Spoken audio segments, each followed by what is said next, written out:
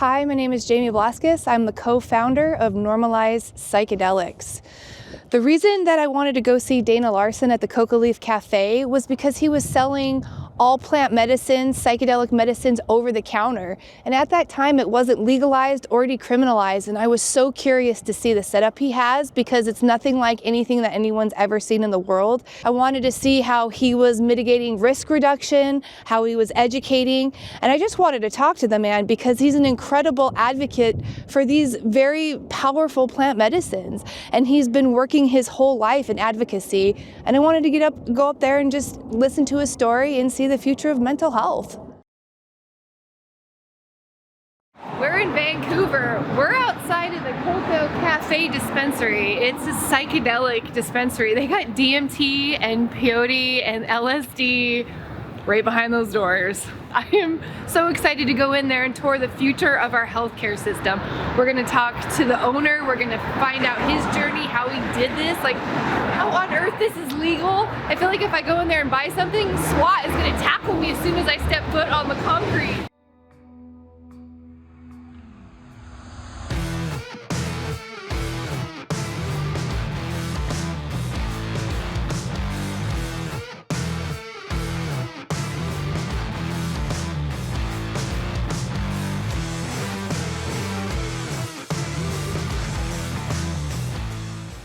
All right, here we go. This is the case here. We got LSD, psilocybin, and DMT. I'm gonna let you take this away.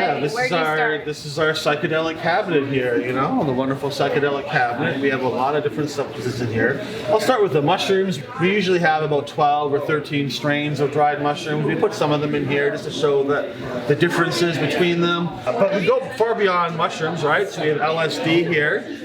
This is our microdosing kit, but you can certainly, drink half the bottle if you want. And a microdose is basically a dose where you just feel a little twinkle, you're not tripping, maybe you just have a nice day, or you just kind of barely at a threshold where you just barely feel it. But it can help people, with mushrooms, it helps people deal with PTSD and anxiety. People often report to me they feel more forgiving. I find the LSD has some of those properties, but I find the LSD is very good for sort of being motivated and focused and being my higher self and doing the things I want to do and not procrastinating or moving away from it, being a little more creative and stimulating. And then we have DMT over here. Woo, here we go. Now DMT is very potent psychedelic, a very visual hallucinogen in the way you often see amazing things. It doesn't last very long, and normally DMT, when you smoke it, it only lasts 5 to 15, 20 minutes maybe. You saw the powder. Some people like the straight powder, but most people prefer the vape cart because with the powder, when you smoke it, you can get a really big blast and you go very high very quickly, and that can be quite profound and powerful. But it's also kind of overwhelming to judge your amount. With the pen, one toke on the pen, it gets you about a quarter of the way there. It's kind of like microdosing. You get a little twinkle, you see a few little visuals, but you're still there. You're not in hyperspace. And when that starts to fade, 10 minutes, have another little hit, maybe have two. If you want to, have that transcendental experience and meet psychedelic beings from another dimension, then you have, 4 good hits and you can do that. But it allows you to control your dosage more easily. I want to go back to this because this right here, this is kind of when I first came in here, I was blown away that all this is, illegal activity in the United States is here. What made me cry was there are mushrooms in here, just in it, you know what I mean? It's just so normal, and it's the future of what it's going to look like for us. Yeah, the vending machine's real handy. Sometimes we get big lineups in here and lots of people, so this is a way of, if you know what you want. We don't have all of our stuff in here, but there's a selection of our best sellers. So if you know what you want and you just want to grab it, you can do that. My name is Artem. I'm the co-founder of the Normalize Psychedelics project. I think the main thing that was going through my mind is, how's he able to do this right in the middle of a busy street in Vancouver? Usually drug dealers operate in the shadows. They sell where nobody else is going to be. Dana is literally selling in the middle of a busy street in Vancouver. He's got a storefront, he's got everything there. He's not hiding. We're gonna ask him a lot of questions.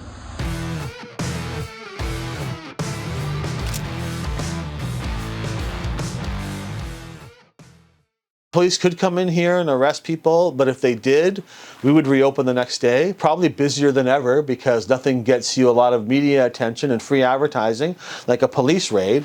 And although there are potential legal ramifications, I'm pretty confident that that I've got good enough lawyers, there's enough precedents, and we live in a country with a good charter of rights, and I'm highly unlikely to go to jail for an extended period of time for what I'm doing here. I have sympathy for the police in that the drug war makes people hate the police in ways, and I think if the drug war wasn't there'd probably still be issues around policing, but I feel a lot of the big problems you have policing are the result of prohibition and drug war, and asking police to enforce these ridiculous, outdated, racist laws from a century ago that really should have no place in modern society.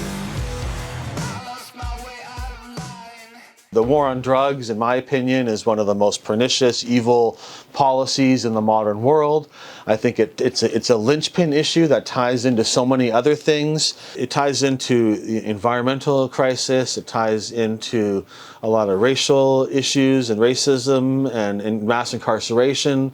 You know, a lot of the global conflicts and wars, whether it be Afghanistan or in South America, these are like the drug war is a literal war. It's not a metaphor. There's real troops shooting other troops and people dying and military machines going against each other. It's a very real conflict, and it's been going on for 100 years now. You know, it's this long-standing thing. In many ways, it's getting worse, you know, and with the fentanyl overdoses that are happening or the drug poisoning crisis, and now it's going beyond fentanyl to benzos, and this is all a result of prohibition. Prohibition pushes people away from safe modes, and it makes the drugs more and more concentrated because that's what's easier to produce, that's what's easier to smuggle. Why on earth would you smuggle coca leaf like I'm doing when you can smuggle pure cocaine and make thousands of times more dollars profit per shipment, right? So when they're considered the same kind of under the law, right? So my goal is to try to help our society rediscover these wonderful plants, to reintegrate them into modern society.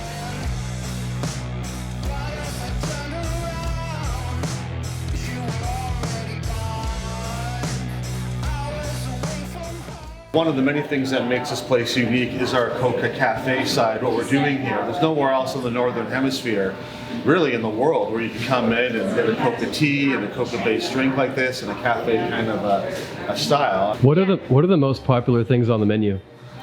I would say a lot of people just like the straight Coca tea, but we sell a lot of Cocaccinos. Cocacino is just Coca tea with steamed milk of various kinds with a bit of syrup flavoring and maybe a bit of cinnamon on it.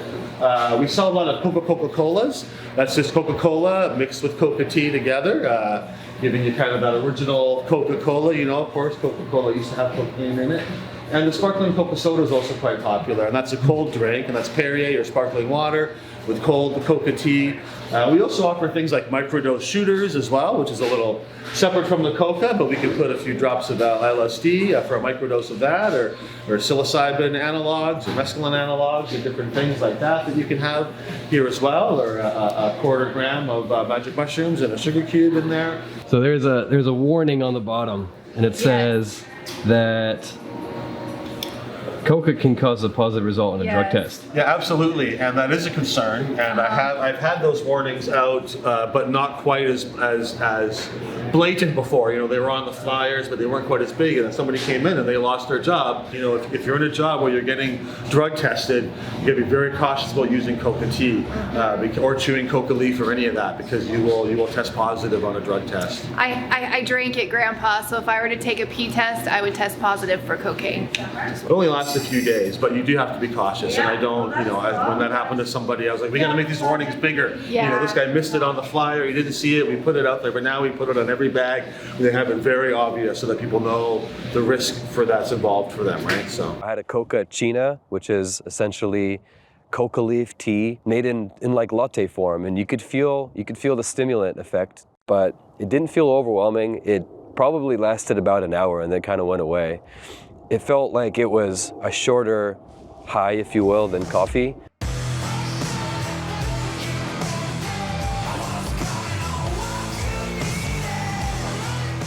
when I look back over the last 30 years of my work and this activism, the civil disobedience part of it is the most effective and powerful part by far. Lobbying politicians is not how you get to that place. It's by breaking the law openly and transparently and honestly as you can.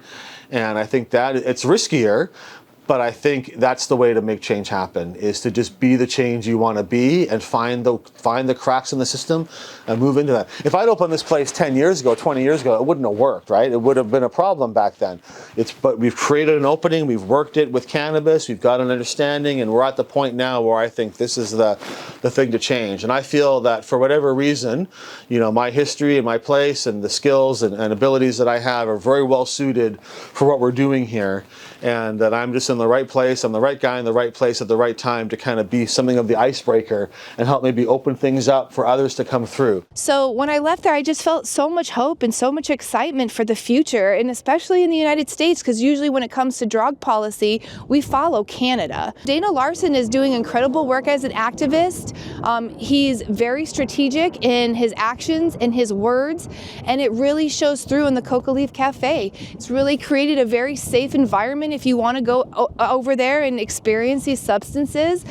There's support there, there's community there. It's very calm, very welcoming, very embracing environment for you just to go chill and just really be yourself and in accepting these plants. And I think we are a great benefit to this block and to this neighborhood. So we try to put our money back into our community and do positive things that way. We try to make our block better and try to set a good example, because I know that people's eyes are on us, and we want to be as responsible and positive, and we're really creating this ourselves. We're creating the rules and structures around responsible access and how to encourage people to be safe when they're using these things. And so I only see positive things from anybody. I've never seen anybody come by and give us the finger or be threatening towards us. Mostly they come by and they look at the sign and they go, oh my God, I never realized this was here. I only live 2 blocks away. How did I not know this? Then they come in and they go, this is amazing. I just live nearby. I'm going to be back here all the time. So usually it's a positive response from people. And I'm sure there's some people that don't like what we're doing, but I don't really see a lot of that. I really get 99.9% positive feedback from people. And if people don't like it, I try to explain to them, what our motivation is and why we're trying to do this. And often you kind of turn people around that way too. Yeah, these are all my books here. These five books are all mine. I've got a few other ones coming out. Green Buds and Hash.